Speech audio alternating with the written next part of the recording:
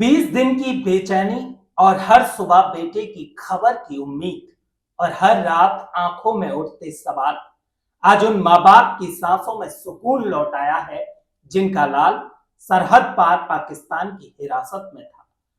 BSF के जवान पूर्णम कुमार की वतन वापसी हो चुकी है और जैसे ही ये खबर पश्चिम बंगाल के छोटे से कस्बे में पहुंची तो पूरे कस्बे में खुशी की लहर दौड़ गई।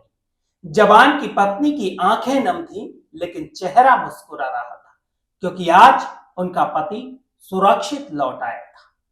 पाकिस्तान की कैद से 20 दिनों के लंबे इंतजार के बाद भारतीय जवान की वतन वापसी हुई है। ये 20 दिनों का इंतजार उस जवान की पत्नी के लिए 20 सालों के बराबर था, क्योंकि बॉर्डर पर तैनात एक जवान की पत्नी दिन रात अपने पति की सुरक्षित वापसी की दुआएं मांग रही थी। लेकिन आज जब पाकिस्तान ने भारत से बिना कुछ शर्त रखे जवान को वापस कर दिया तो भारत में कई लोगों ने ये कहना शुरू कर दिया कि पाकिस्तान बदल गया है। लेकिन जो लोग पाकिस्तान के बदल जाने की दुहाई दे रहे हैं, क्या वो लोग कैप्टन सौरभ कालिया को भूल गए? 22 साल कारगिल का पहला शहीद, जिसे पाकिस्तान ने न सिर्फ बंदी बनाया था बल्कि उसकी आंखें तक फोड़ दी गई थी, उसके कानों को काट लिया गया था।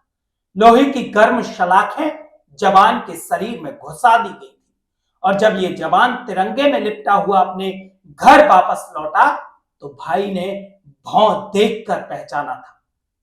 वो लोग जो बदले पाकिस्तान का गीत गा रहे हैं, जो पाकिस्तान के शांति संदेश पर मोहित हो रहे हैं, क्या वो लोग भूल गए पाकिस्तान की सारी कहानी?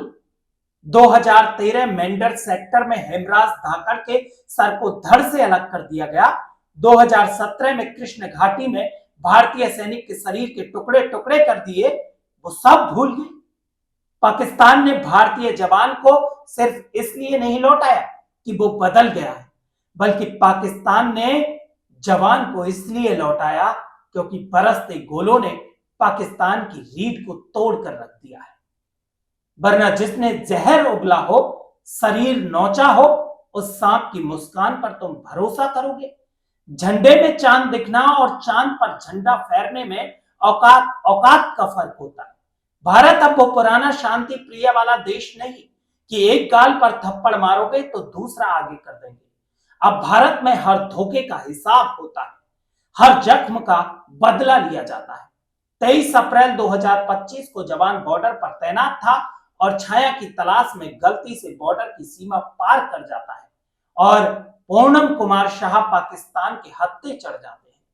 पाकिस्तान ने सोचा कि भारत के एक जवान को पकड़कर भारत को नीचा दिखाएंगे, लेकिन भारत ने पहलगांव का बदला ऑपरेशन सिंदूर से लिया।